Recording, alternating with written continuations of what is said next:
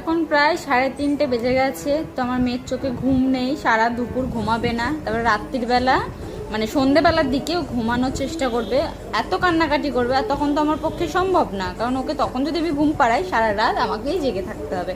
এই জন্য আমি আর ঘুম পাড়াই না বলে খুব কান্নাকাটি করে, কিন্তু সারাটা দুপুর যে টাইম থাকে একটুও ঘুমাবে না। আর এই যে এখন এই যে কি টিভিতে এই সমস্ত দেখবে সারা দুপুর, দেখেছো? দেখো কি মগ্ন টিভিতে।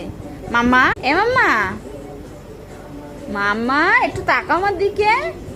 পাপা, আমি টাটা চলে যাচ্ছি। দেখেছো আমার দিকে দেখেও না, আমি আবার এইদিকে যাই বলে দেখো, এই দেখো সরে সরে যায়, সরে গিয়ে টিভি দেখে। মানে কি টিভিতে মগ্ন, আবার নাচছে। নাচু নাচু নাচু নাচু করো। আমি জানি না ও টিভি এত পছন্দ করে, আসলে কি করবে, এখানে যায় কিছু নেই, ও খেলবে সেই সব।